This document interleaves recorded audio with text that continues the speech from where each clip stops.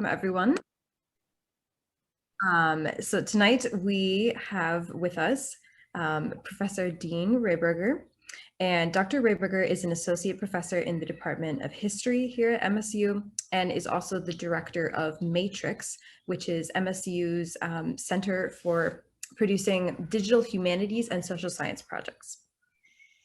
Dr. Rehberger specializes in developing digital technologies for research and teaching. He has given presentations for educators and cultural heritage workers around the world. Dr. Rehberger oversees Matrix's project planning, research and development, and coordinates many of the grant-funded projects for the center. So tonight, Dr. Rehberger will be talking about an important online collaboration among the Department of History, Matrix, and University of Maryland's College of Arts and Humanities, which is Enslaved.org. And it's sorry, I read that wrong, which is entitled Enslaved Peoples of Historical Slave Trade. And Enslave.org is an amazing website that makes available thousands of recordings of people, events, places, and sources that span slavery in North and South America, Africa, and Western Europe, from the early 15th century to the final emancipation in Brazil in 1888. So thank you. Welcome, Dr. Rehberger.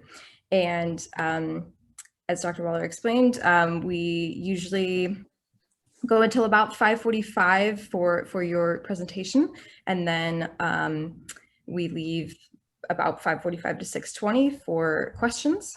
But with that, please feel free to share your screen and begin. I will. Can everyone see it? My screen? Not yet. Hold on here. Let me select it. Dun, dun, dun. Okay. There, how's that? Great.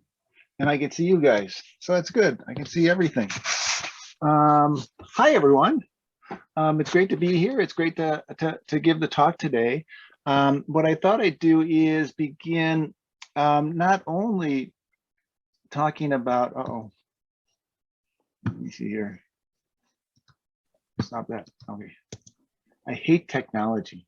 I wish technology would just work the way I want it to work. Anyways, so I'm going to talk about the project called Enslaved People of the Historical Slave Trade. We've been working on this since about 2012. So it's been a long time, although in the last 3 or 4 years, it's really picked up steam and we've really put things together. But before I do that, I wanted to talk a little about the things that Matrix does. In a sense, so I can kind of put this project Enslaved into kind of context. And some of you might be interested in some of our other projects. We have dozens and dozens of projects that we've done over the years. So I invite you to come to matrix.msu.edu to see some of the things that we've done. One of my favorite projects that we just completed about a year ago is called What America Ate. And this is actually a collection of recipes from across the United States that were done during the Great Depression. Most of you have heard of the Works Project Administration when they sent a lot of artists to collect things during the Great Depression.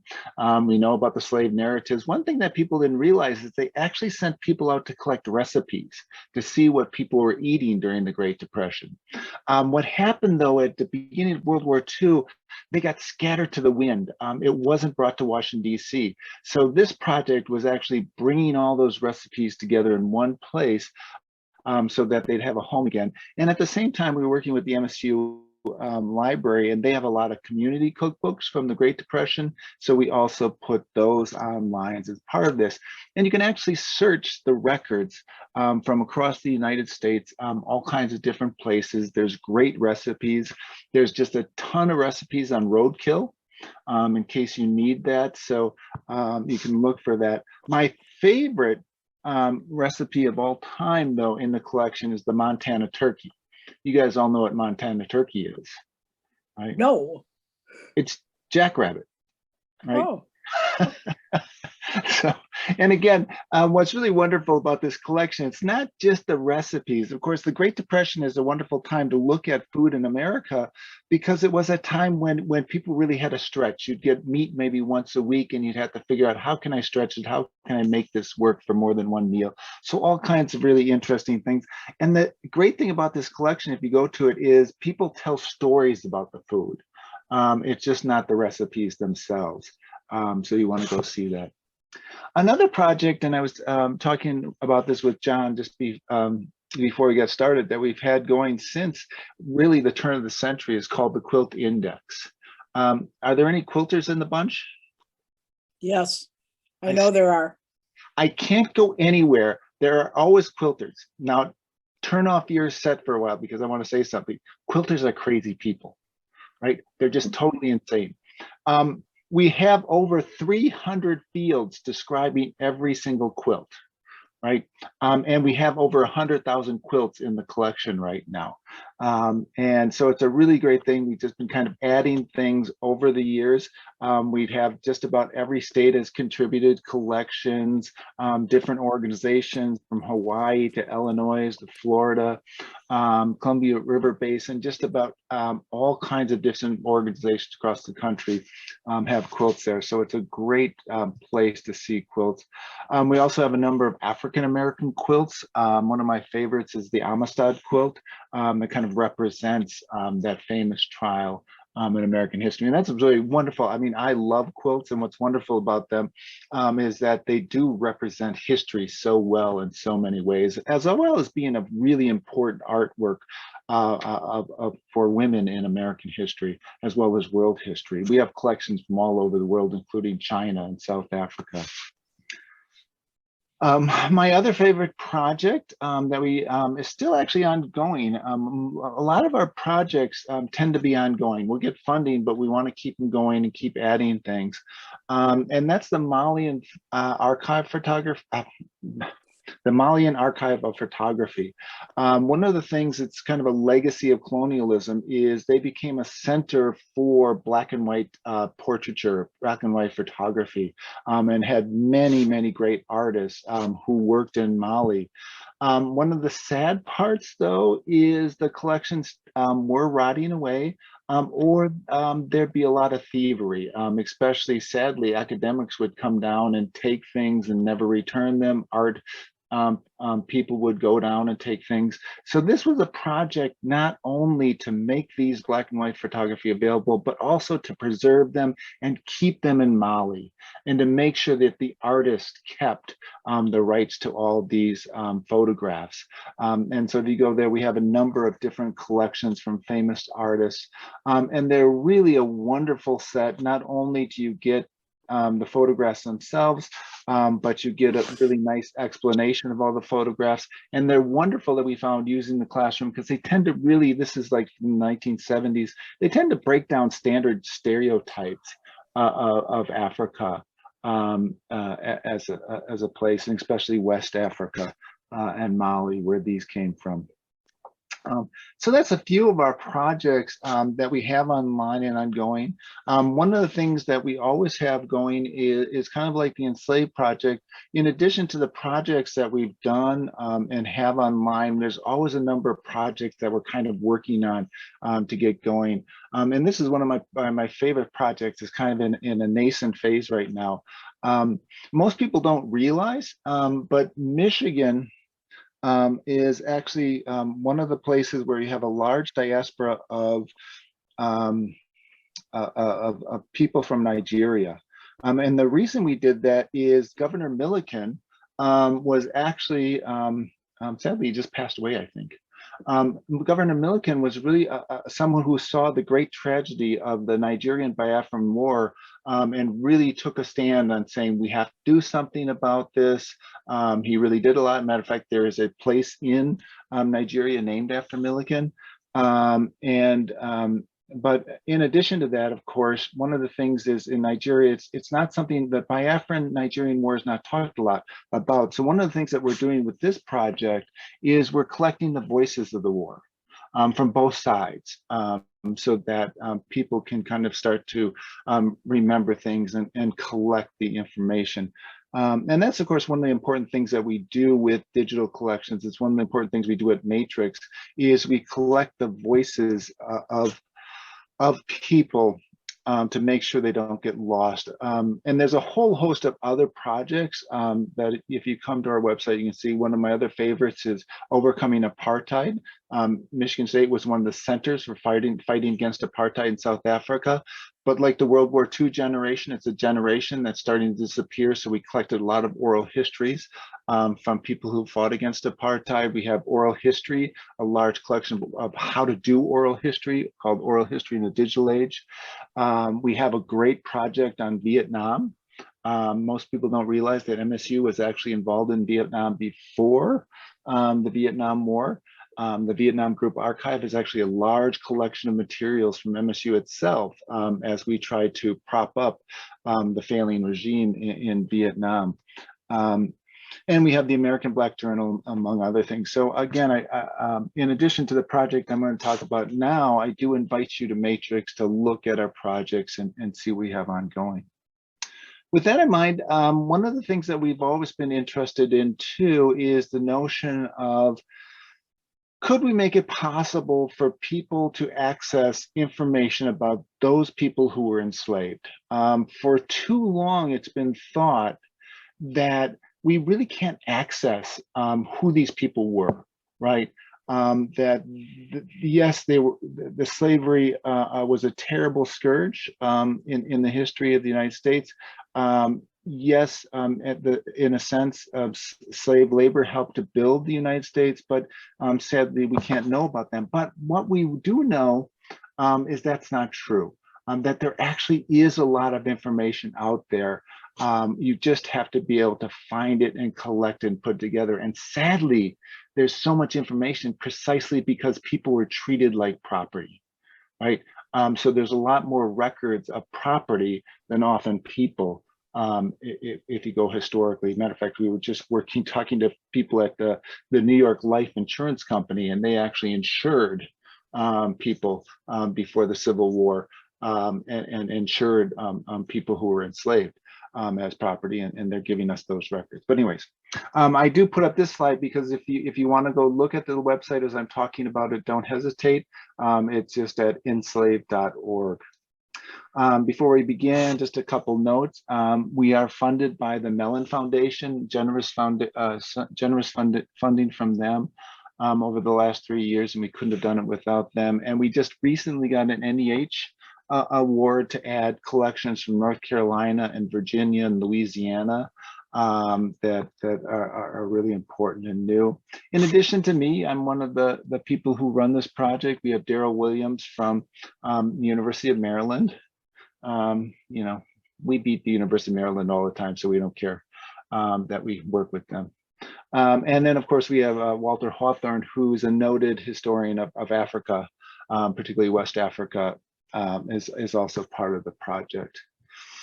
In addition, one of our other important projects is Skip Gates. I don't know if you've ever seen his show. He has a genealogy show on PBS where he looks at people's genealogy. He runs the Hutchins Center at Harvard, and they're one of our partners because they have a very large collection of African-American biographies that are also part of our collection, those people who were enslaved. In addition, this will become clearer later, we're also partners with one leading data experts in the country, Pascal Hitzler from Kansas State University. And his lab on digital technology, because one of the problems here is we have to take in billions of bits of data and try to make sense of those, and that's important. I'm not going to take a long time to talk about this because many of you know this history. If not, it's important to study. But you know, the history of slavery went on for a long time. Obviously started even before 1619. What most people don't realize, of course, is that a good deal of the slave trade went to South America and to the Caribbean islands and to Cuba. And a smaller part of the trade went to the United States, but then there was a lot of inter-America trade as well after that.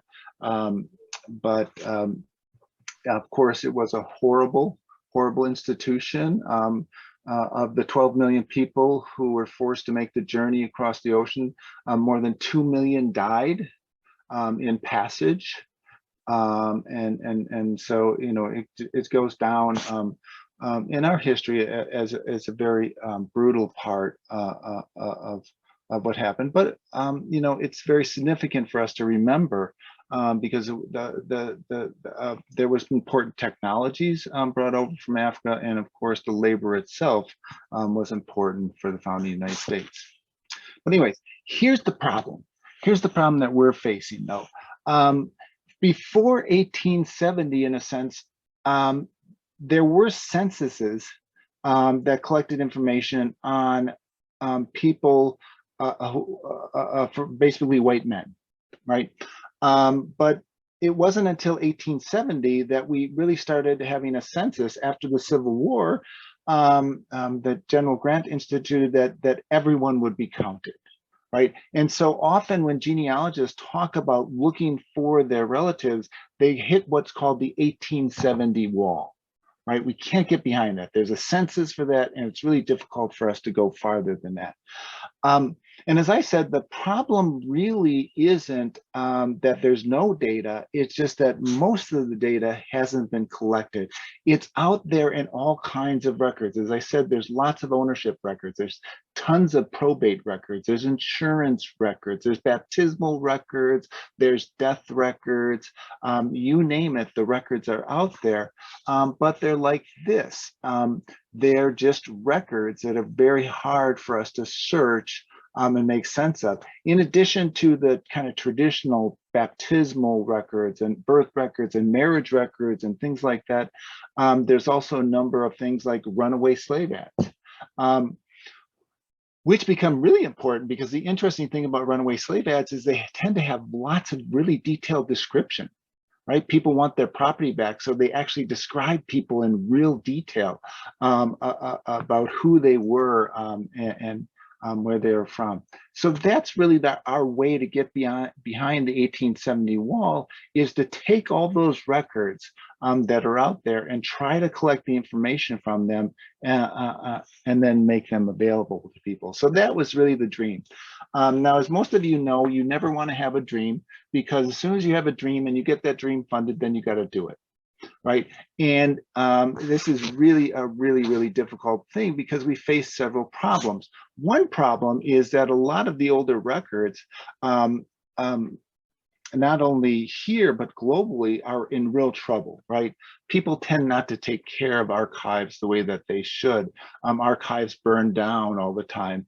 And things like that. So we lose a lot of these records. And of course, the problem for us is they're in a format that is often hard to take the information out. Even those things in typescript, it's hard for us to go in and make with the machine or with the computer to get the data out that we needed. Here's a runaway slave actually posted by Thomas Jefferson.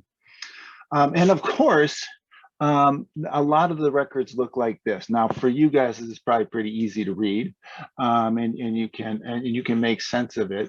I actually have a friend, David Wheat, who's a fellow historian at MSU. He can look at a document like this and just read it through as if it's, you know, regular writing. But it takes a lot of training. It takes a lot of work to make these kinds of documents sensible that you can pull the information out.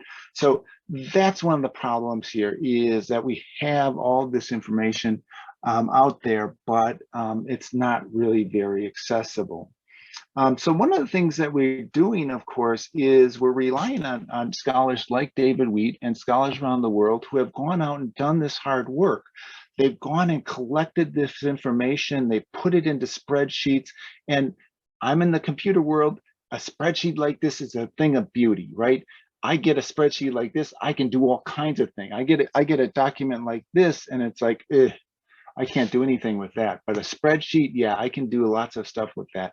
So what we're doing is we're collecting those spreadsheets. Now, normally a historian like John will go out to the archives, he collects all kinds of stuff, He finds things about terrible diseases and things. He writes it all down, puts it in a nice spreadsheet. He writes a beautiful book. It's published. It goes out there. He takes all that data that he's collected and he puts it in this drawer, right? And it stays there, right? And then sadly, something happens to John. He retires, he runs off to Jamaica. And all that stuff in the drawer, it goes away and gets thrown away, right? That's, you know, for the humanities, that's one of the problems. If you're in the sciences, you tend to, you know, give your data out and things like that to other people. It's not really that clean in the sciences either. But in the humanities, we tend to just keep our stuff in our drawers, it gets lost. So that's one of the things we're actually doing here with this. One of the major things is not just the project, but it's to get humanists to think differently about sharing their data. And one of the wonderful things that we've found in this area, particularly as we work with people who are enslaved, is that they're really willing to share because they know it's an important project and they know it's important for us to find more information. So that's you know, half the battle here is just getting that data. Now, as I said, dreams are a bad thing because once you get that data, it's a real pain because historians, John, turn off your thing for a while. You can't listen to this. You're almost as bad as quilters. Historians are wonderful, but they don't collect things very well. They tend to use their own kinds of fields. They tend to do their own kind of stuff. They're collecting the things for them. And even when they put it in a spreadsheet, it's kind of hard to understand. And then you get all these different historians doing all kinds of different things. You get all these different projects doing all kinds of different things. One of the problems if you work in the computer industry is people just think that if you get data, somehow you throw it all into a computer and you sprinkle magic pixie dust on it and it all goes together. It's really, really difficult to put data together. It's almost as difficult to put it together as it is to collect it. And that's where we need the data scientists and where we come in, because what we want to be able to do is take all that data we collected, make sure we have it, and then we want to bring it together so people can search over it. But what's really important is once you search over it, we want to be able to send you back to the original data. In all its glory, because we want you to see if we've kind of pulled things together, did we do it right? You can look at John's original data collection to make sure that we did it right, but that's what we want to send you back to looking at. So how do we do this? Well, we do this by a really cool thing. We take all that data, every single cell of our spreadsheet, and we pull it out and we make it into what's called a triple. Right? And here's a good example of a triple. Anna was born in Michigan, subject, predicate, object. Anna born in Michigan in 1831. And basically we're going to take every single bit of data out into its triple form. And then once we have it all in the same format in triples, we can throw it into a big vat and we can pull it out then and search over it, right?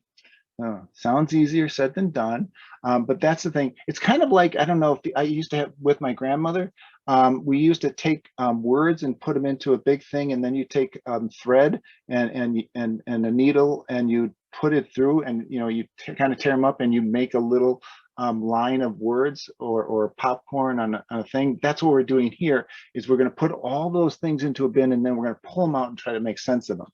Now, here's the problem. Computers are really stupid, right? People don't realize this. Computers know nothing. They only know what you tell them, right? If I tell you that this person was at a baptism, you go, okay, I know who's at a baptism. I know what happens at a baptism. I know what's going to go down, all the kind of information. Computers know nothing. So we have to build what's called a data model or an ontology that tells the computer how to make sense of this data. So it's not only throwing all those triples into a bucket, but we have to build this model that says, here's how you understand the data, and here's how it's all related. If you're going to have a marriage event, you have a bride, you have a groom, you have a person standing there in front, and then you have divorce 3 years later. But you know what happens with the marriage event, and we just have to be able to tell the computer how all those different things happen. So on top of that, so we need the triples, we need the ontology or data model like this. We can tell kind of an event. I'm not going to go into it in detail. Then we need what's called a a vocabulary, right? We need a constrained vocabulary. So not only that, because we know historians do a messy job and they use all kinds of different things. Instead of using male, they might use a one. They might use all kinds of different terms.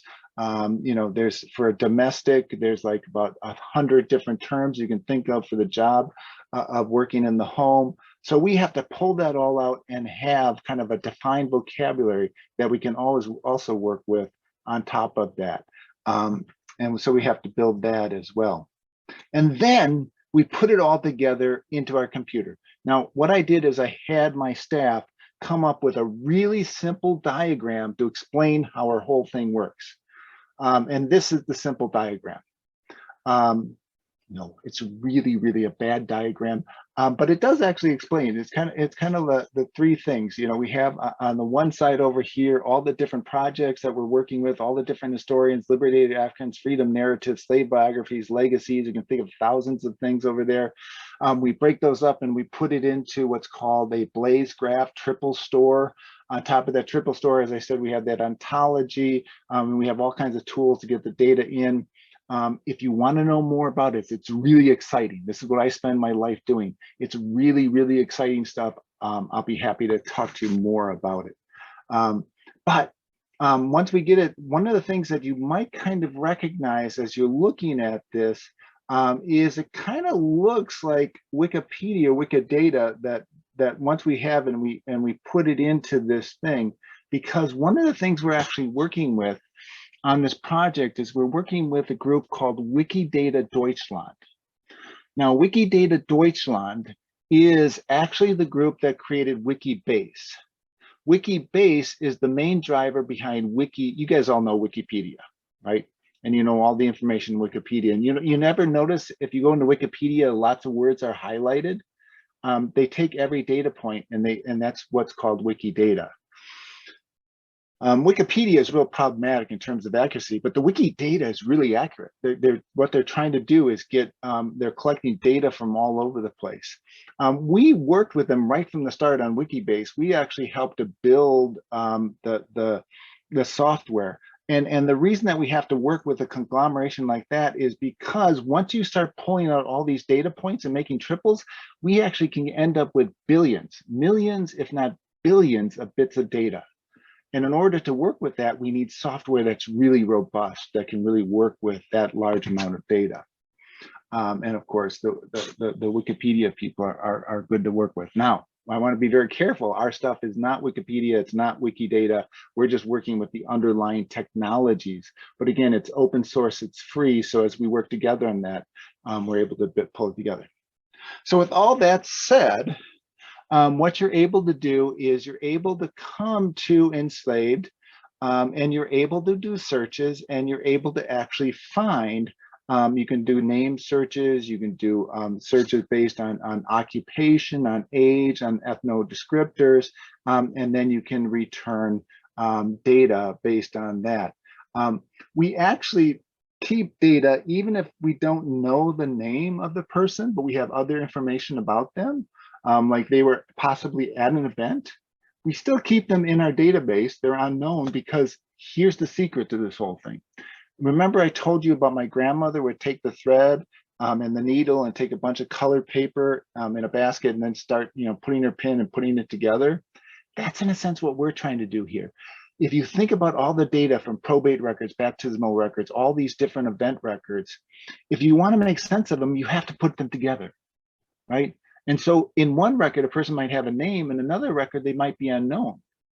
But you will suddenly see, oh, that person who has the baptismal record here is the same unknown person who got married here and is the same person who died here. And then you can start putting those all together. And as we do, create a biography of those things. And that's, of course, one of the things that we also built into this is we want to be able to bring back together related records or matching records. So we give the ability to people to actually, as they find records, to see if they can't make matches between them, to see if we can, in a sense, build up who was the life of these people.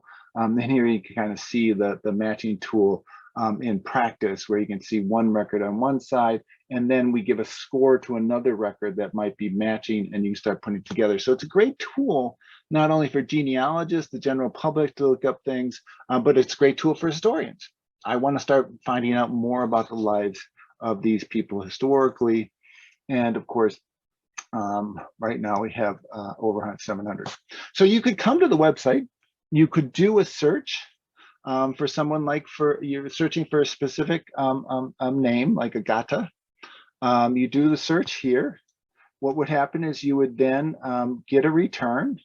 And you could see that for someone, a more popular name like this, you could get lots of possible people, but you know now the first name, so it's Maria Luisa Gata, and you know approximately when she was around in 1799, so we can say, okay, this might be the person I'm looking for. And then, of course, you pull up that record and you can find as much information as we have about that person, her name, her sex, her age at the particular event that we could record it at, the race that she was given. Now, historians have 195 different words alone for the color of black in the records that we have. So again, that's one of those things where we have to have that controlled vocabulary. We get the status, whether they were enslaved at the time or freed, and things like that.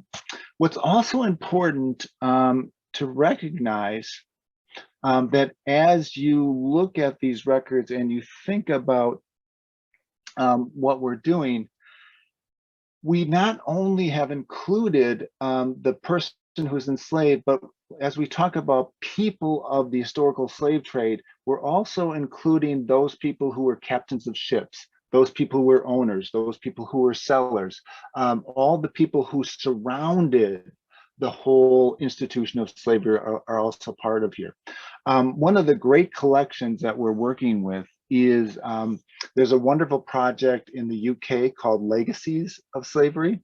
And they have this wonderful group that's actually going out and collecting the names of all of the families who own slaves in the UK and who made their money off of slavery. Because they want to, in a sense, hold people responsible, because a lot of the wealth that's still worldwide came off originally off of the slave trade.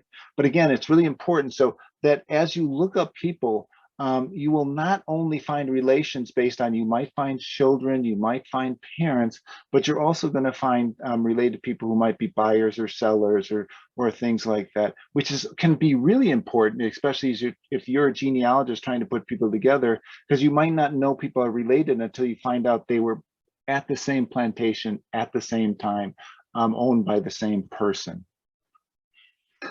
Okay, in addition to the ability to search all our data, the place that Harvard comes in is that we also have a number of stories that we make available to people.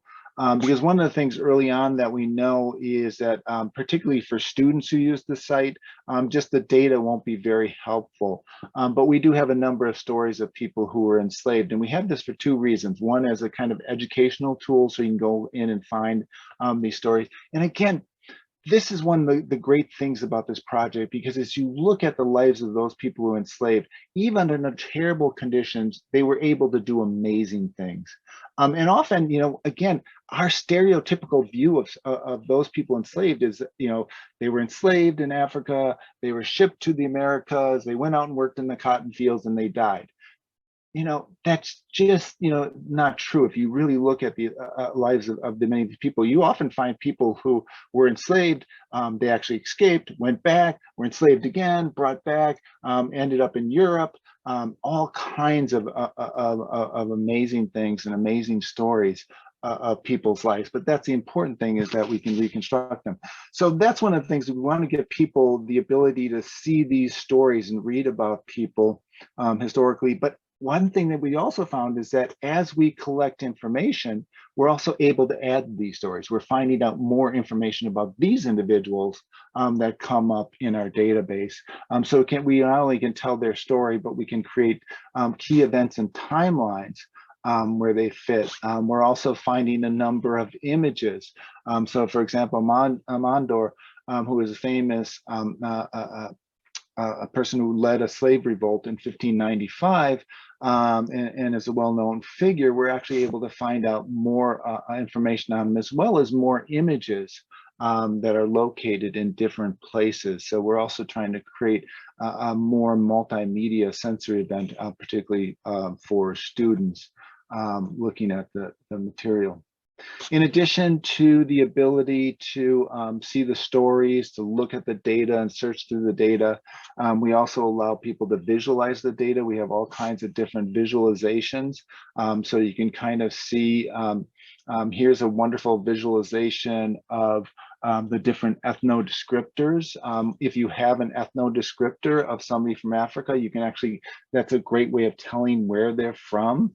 And you can kind of see that the largest set we have right now are Yoruba and on down the line. And you can see here, this was done about 6 months ago. We had nearly 300,000 people and 841,000 records. Just a little while ago, I redid this and it's up to 871,000, over 300,000 people in the database. And that's what we're doing. This next year, we're hoping to add over 1 million new people and just keep adding. We're working with a lot of, our NEH grant is actually with a plantation, 2 libraries in Virginia and North Carolina, the University of North Carolina, and several historians out of Louisiana, and actually 1 historian in Ireland that we're bringing all together for this and adding a lot more data. But that's what I said. It's kind of like this project is going to be like our Quilt Index. It's something that we're just going to be building year after year after year and relying on people out there and doing different collections to put this together. And the importance here, as I kind of draw down, sorry, I've been going on for a long time. I'll kind of let you guys ask some questions. But the important thing here, of course, what we're really interested in making the center is people. We really want to humanize the slave trade.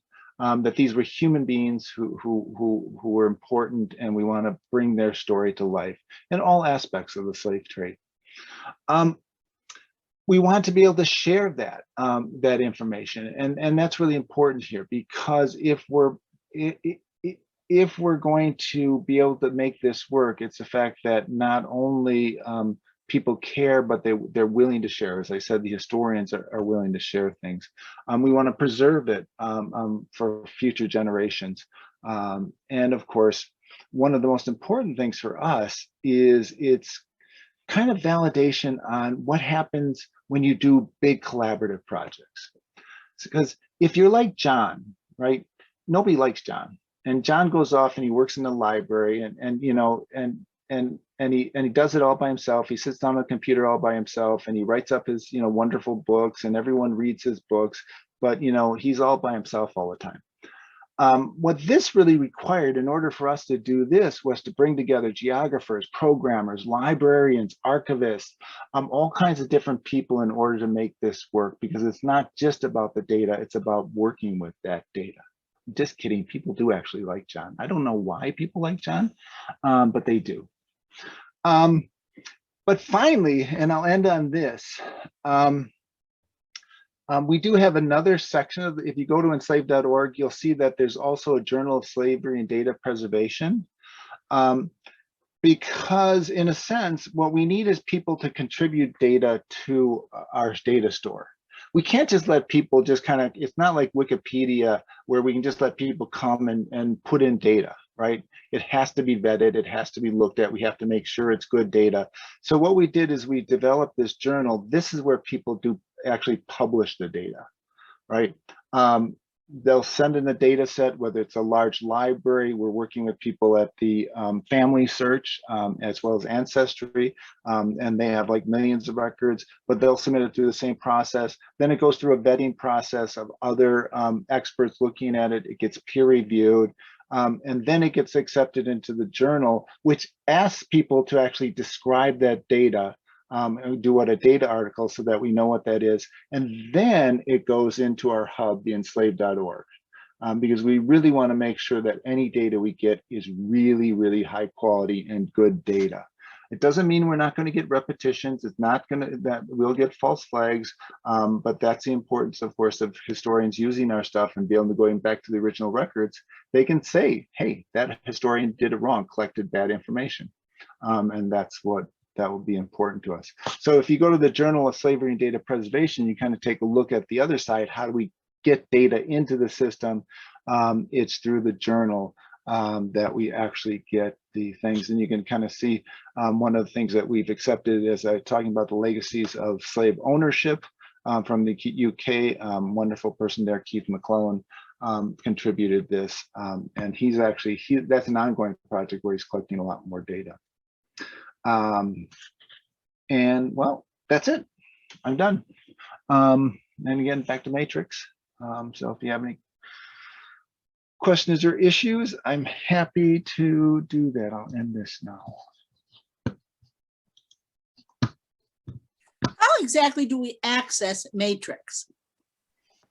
Matrix is easy to access. You just go to matrix.msu.edu. Okay, thank you. And then the Quilt Index, something like that, is just quiltindex.org or enslaved.org. So all of our projects, one of the things we do try to do is get easy to use URLs for people.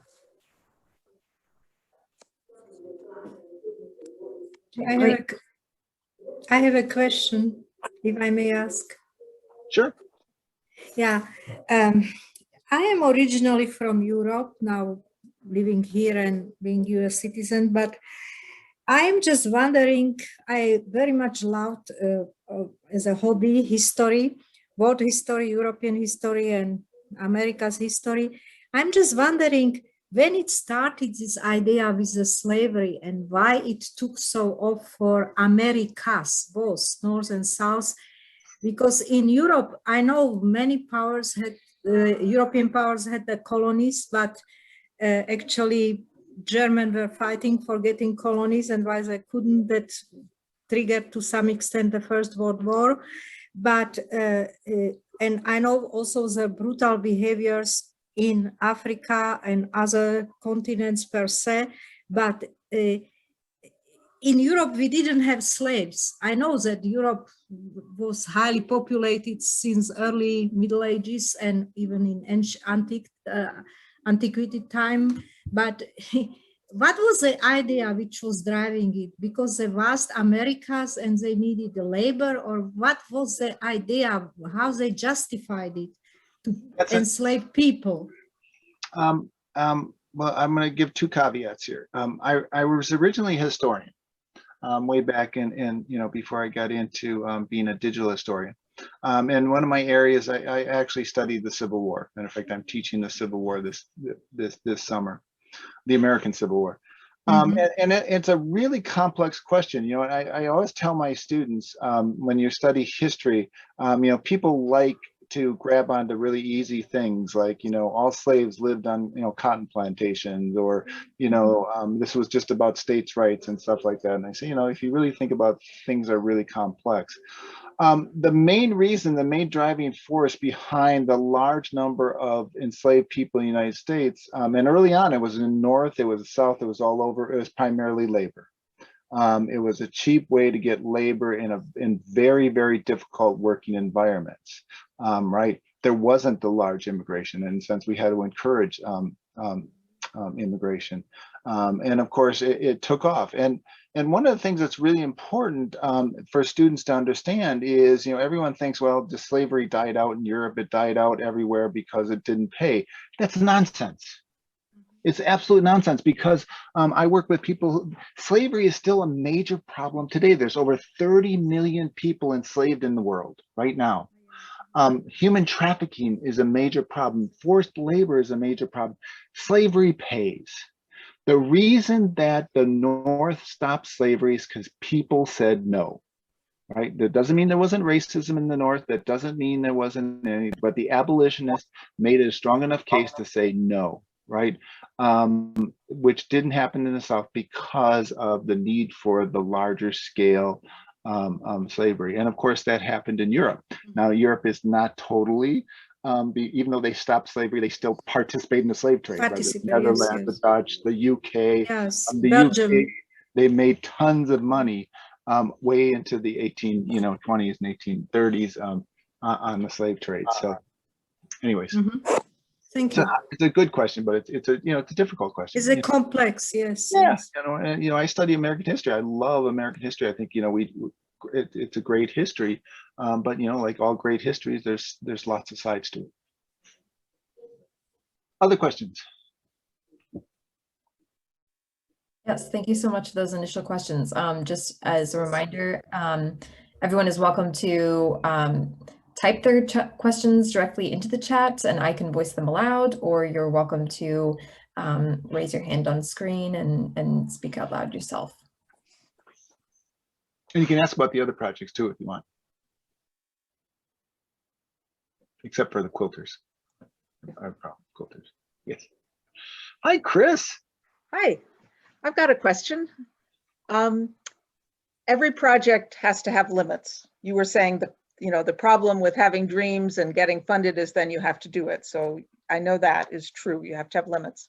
I'm wondering what this project does about people who were enslaved becoming free after, 1865. Are freed slaves incorporated in some way, or does this project stop when people are no longer owned? That's an excellent question. And there's no simple answer to that, because one of the things that you have to keep in mind here, if you remember, one of our key people is Darrell Williams. Darrell Williams from the University of Maryland actually does all his work in Brazil. And Brazil didn't end slavery till 1880. The answer is basically we stop about the turn of the century, about 1900, 1920. You have the American slave narratives. Basically interviewed people in the 20s and 30s who were children as slaves. So we have some of those, but for the most part we do end there. Of course, the other big key here is that, and this really varied on area, is if you look at any part of the United States, there was tons. Not ton, but there were lots of free African Americans. And those are also included because, in a sense, we're defining this as people of the slave trade. So if people were manumitted at any part in their lives were part of slavery, they are also included. So we are looking at, and this is where we kind of break off, we are looking at the legal slave trade. So those people involved in the legal slave trade. So it ends, in a sense, most of the people are in a sense no longer with us by about the 1920s or so.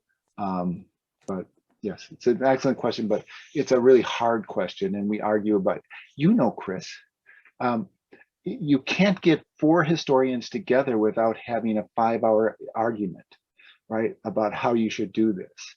If you really want to get a project done, never get a bunch of historians in a room. It makes it really difficult. No, but. Okay, Angelica has another question, and she asked, how did whites justify slavery with having religious backgrounds? Isn't it against the Christian ethics and teaching to have slaves? Boy, John could probably answer this better than I could. It sadly, actually, it became, and again, there's a wonderful book by a good friend of mine who is at Clemson University, Orville Vernon Burden, called The Age of Lincoln. And his book is really about religion and the Civil War, religion as an important part of the Civil War. And sadly, people used religion to justify slavery. There's all kinds of justifications. As one slavery apologist in the South said, if Jesus came back today, he would own slaves. It's that notion that people in the time of the Bible owned slaves, and then as the color line developed, they also then would make this really specious and bad argument that Ham was of a darker descent. So that, led all of the people who were produced by Ham to then be bound to slavery forever. So, and actually, and this is the interesting thing, and that's why I get back to the Civil War, is this is where you'll find a lot of the splits between the Southern and Northern kind of versions of several churches, like the Baptists, because they split over this very notion, because behind the abolitionist movement in the North, you have, many people were ministers and preachers, and, it was the religious fervor that said, no, slavery is bad. So, but it's not unlike today. My favorite quote is from, Mark Twain, is that the wonderful thing about the Bible is you can use it to justify just about anything you want. And that's the sad part about that. Some of us, I know that I look at the participants, have read a book about folks after the Civil War looking for their African Americans who were enslaved, looking for their family or friends, and using various methods of publication, postings, etc. Have you come across any of those or used any of those? Oh, yes, a lot. A matter of fact, and again, this is one of the reasons that, we do focus a lot of our energy on, working with historians who go out to archives and libraries and collect things. But a major constituent of people who are contributing this are people who work in historical societies and work in libraries and archives, especially at the state level. Mm-hmm. And the reason I bring this up is because they're actually have collected a lot of those documents and a lot of that information. So they become really adept at those. As I said, it's it's a very strange area that in a sense there can often be more records, plantation records and things like this about enslaved people because they were treated as things. People are weird. We tend to worry more about our things and write down things, insure our things and have business record about our things that we often don't have about the people we work with. Anyways. But yes, it's the true heroes here. Everyone should go out and kiss a librarian, right? They're the true heroes in this world, the archivists and the people who make no money but go out and really spend their time making sure these records survive and go on.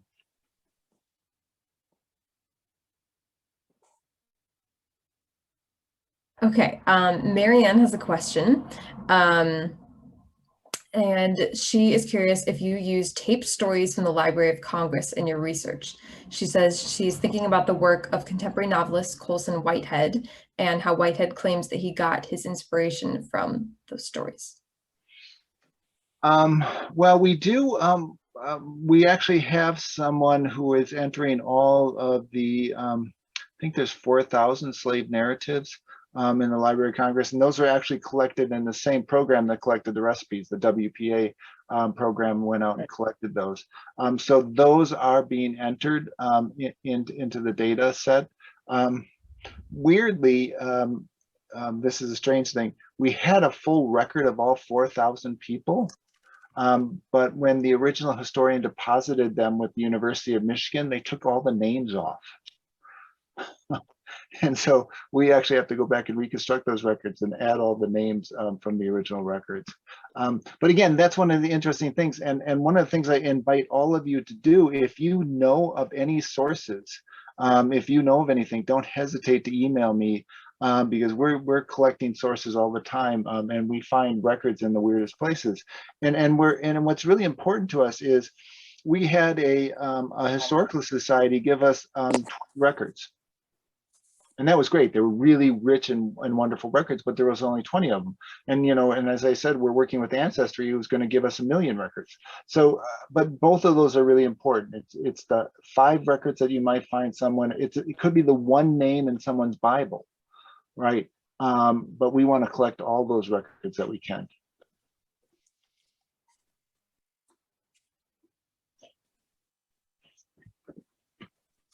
Okay, another question came in from Shelley. And Shelley asks, aside from using, wait, let's see. Oh, sorry. Aside from the race to digitize the slave records before they're lost, what else were the driving forces behind enslaved.org? I would say that this is actually there's a wonderful historian, Gwendolyn Midlow Hall. She was actually one of the first historians. She's, I think, 94 and lives in Mexico now. She was a very important historian who really collected this information. She had over 100,000 records that she collected on her own from Louisiana. And she was a professor at Rutgers, and she was actually a professor here for a while. She was really the inspiration for this. She thought of the idea that, you know, not only should we make these records available, but can we start putting them together? And that's the problem here, is there's lots of records out there. There's all these wonderful projects like Slave Voyages. Her database was online. There's a wonderful data set down at Vanderbilt, Slave Societies, but they're all siloed. There's a wonderful collection at York University in Canada, but Freedom Narratives, but they're all siloed and it's hard to search over. So our original inspiration was, can we bring those all together in a way?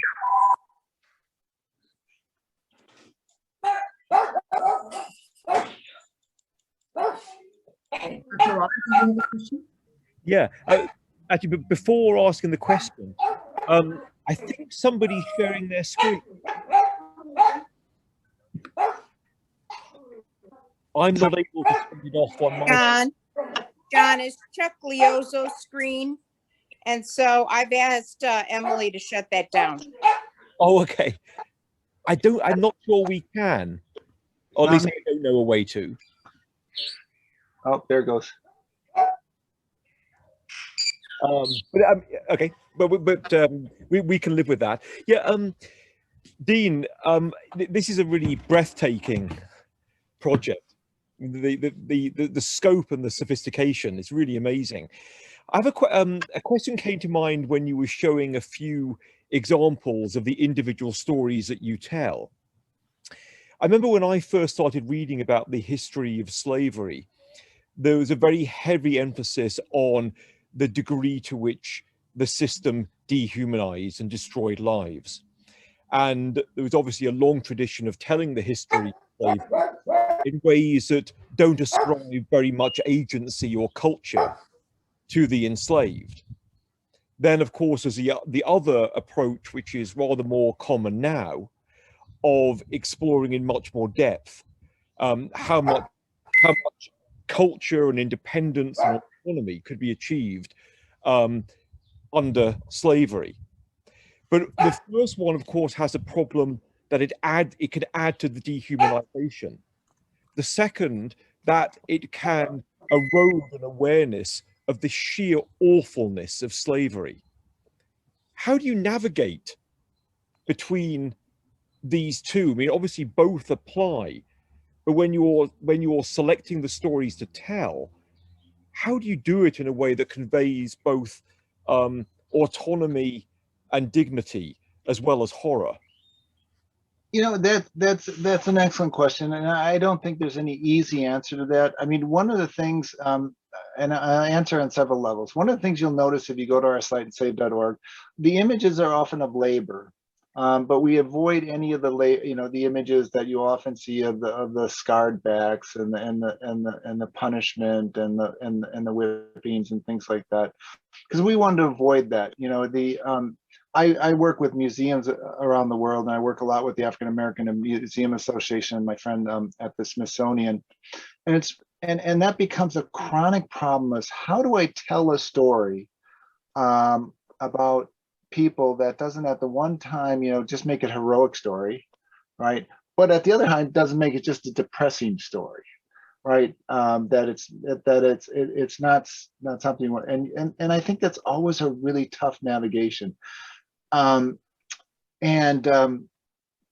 one of my favorite exhibits that I think really navigates that well, and it always brings a tear to my eye, is the bombing in Birmingham, where they bombed the church, and the little children were killed in the basement of the church during the civil rights movement.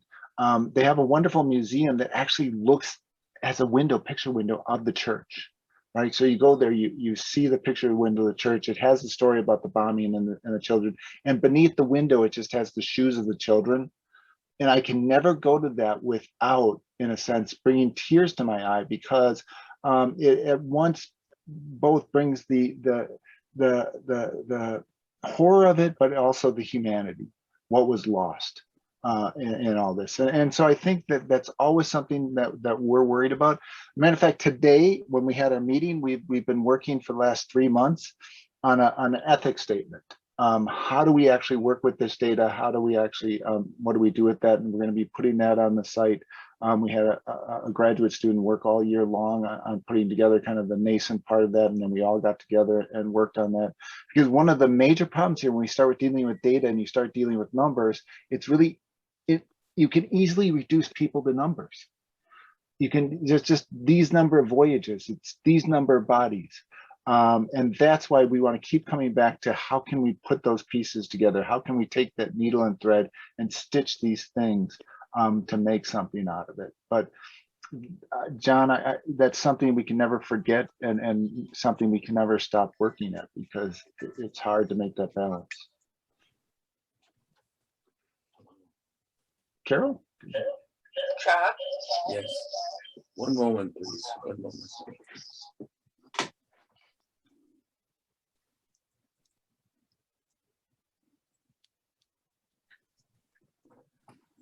Okay, can you hear me now? Mute your mic, hon. Mute your mic. I'm sorry.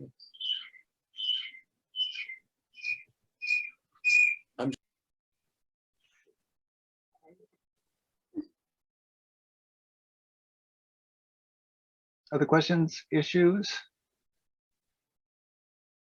Other than the fact that Carol gets the same drink that I do from Costco.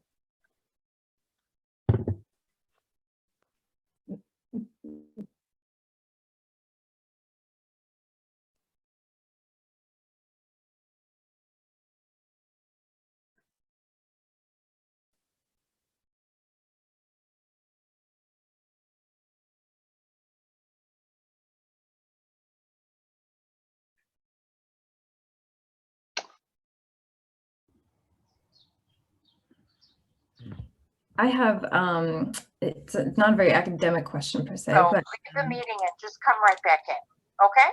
Okay, thank you. If I can. Yes, Emily. so Dr. Rehberger, do you have a favorite part of enslaved.org? And, just you talked about all the different, veins of archives that you're creating. Is there one that you are particularly interested in? Well, that's an excellent question. One of the interesting things is, because of the work that what I love about projects and working with people is, because I was working with the data scientists, I actually got part of another large $5 million grant out of Santa Barbara that's actually looking at bringing together data in such a way that can you bring together data about people and disasters in a faster way that we can react faster to how things are going on the ground. And so that's, one of my favorite parts about this is 10 years ago when we started this, what we're doing with data was impossible. The idea that you take 1 billion bits of data, put it into a thing on the computers that we have. We're not talking about massive, computers at the government and big supercomputers. We're talking about normal computers we can throw these on and actually work with it. That the kind of technology actually goes out and we can use. The other thing that's really, really interesting is the problem of handwriting. So most of the documents that we have are handwritten documents. It's really, it's possible with typewritten documents. So you're talking about after, you know, the turn of the century. Again, my favorite Mark Twain, you know, he went bankrupt several times because he invested in typewriters and the whole industry of typewriters. The fact that you can get typescript, you can actually take, machines can actually read that and take that off. One of my favorite things about this, though, is years ago, I was working on a project with the first manuscripts where we would actually look at how, you know, the idea of a monk would sit down and he would do a manuscript, right? You guys all have that image in your mind, right? In order to reproduce a manuscript, you get a monk, he'd sit down and copy it. Well, that's not, I found out that's not how it works. What they would actually do is they'd send the book to kind of a monastery or a book farm or wherever it was done, and several different people would work on it. You'd have one person work on it for a while, then another person, you'd have an artist do the stuff in the marginalia. And so we had this project where we actually looked at, can we tell when the hands changed by a computer? Could we look at it? We can actually do that. And what's really cool is people are getting better and better at handwriting recognition. Do you know what the two biggest projects right now, the most successful projects, who they are in doing handwriting recognition are? The Catholic Church is one, and the Mormon Church, or the Church of Latter-day Saints, is the other one. Those are the two entities that are working on handwriting recognition that made the most advances. And we're actually working with both of them. And so this is, if you ask me what excites me most about working on a project like this, it's not only the wonderful kind of work we get to do with the topics, but all these people around the world that we get to work with that are doing really cool and interesting things with technology that, you know, just, you know, a few years ago, you just dream about doing. You know, the fact that we can sit down and talk to Alexa or Siri, and half the time she listens to me, is just amazing.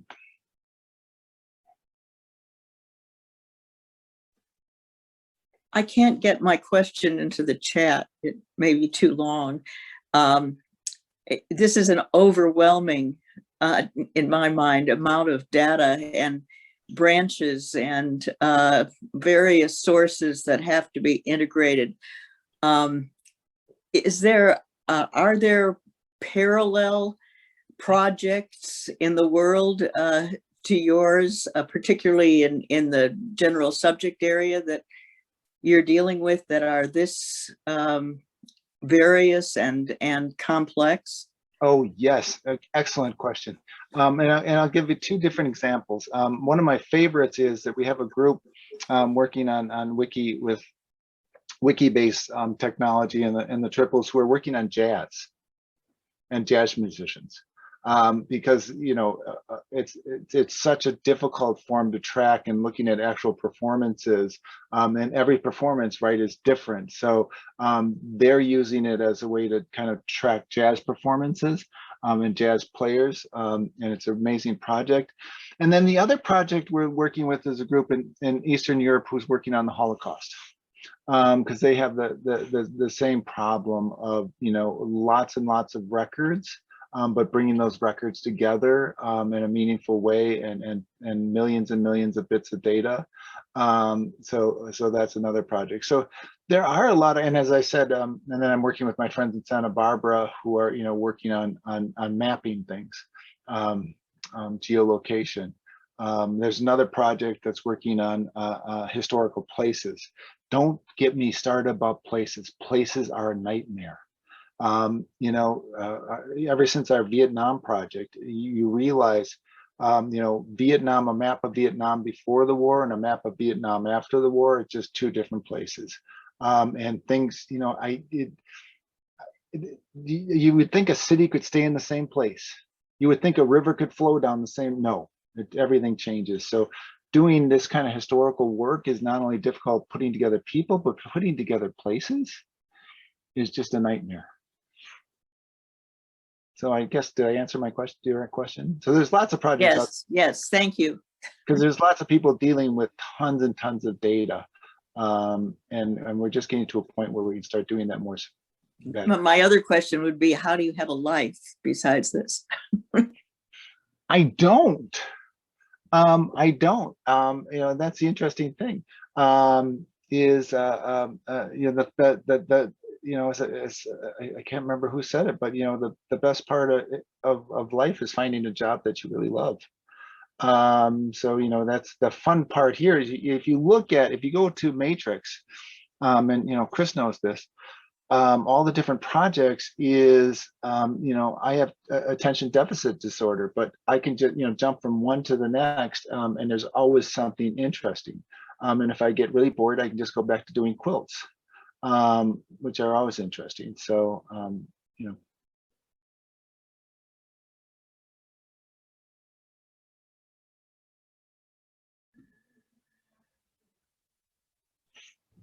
Dr. Waller, you want to have our last question of the night? Yeah, we've got a few minutes, but I don't want to ask another unless somebody else, if somebody else has one.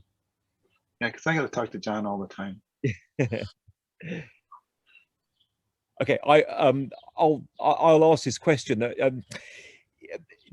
Have you yet been, or do you expect to be approached by attorneys with a view to being able to trace an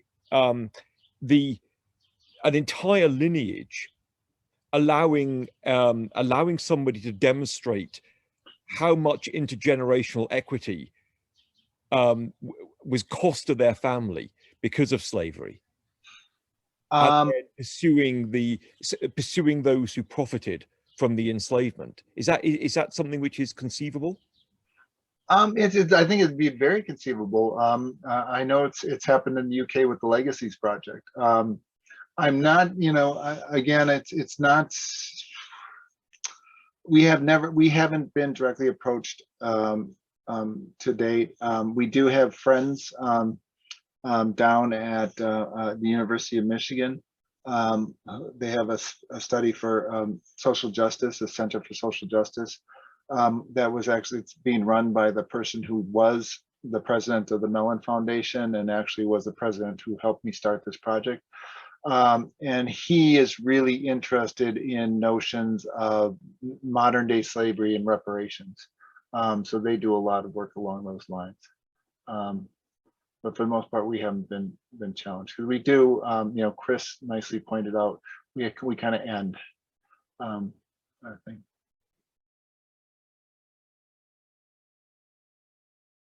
We do have a sister project though, run by Sharon Leon, which is really interesting. Hopefully be up next week. She's looking at all of the universities that use slave labor to build their campuses. You know, starting with what's just not George Washington. What's the one in Georgetown? William and Mary. Oh, yeah, William Mary too. Yes, but yeah, just about all those schools that, you know, even the University of Michigan to a certain extent, of course. Michigan State was started after with the land grant. So, but anyways, yes. So that's another wonderful project. Wow, fascinating and very important. Thank you so much, Dr. Rehberger, for being here tonight. Thank you all for attending. And I just have a quick announcement before everybody goes. You may have received an email from Dr. Waller that contains the survey that I had talked about, I think 2 sessions ago. This survey is really important because it's helping us to design a discussion series that will take the place of Town and Gown for a few weeks this summer. So if you are at all interested in participating in this discussion series, then we really would love for you to fill out the survey, because that'll be our way of getting your contact information and knowing that you want to participate so that we can send you more information down the road. And this discussion series will probably begin at the end of the month. So yeah, we'll kind of roll right into that once we have our last Town and Gown speaker. So, thank you, Emily. Yeah, just a reminder that Dr. Nazita Lejavadi will be presenting not next Tuesday, but the one after at noon. And I'll send information about her talk and her book, which came out, I don't know, maybe about 6 or so months ago. Dean, that was fabulous.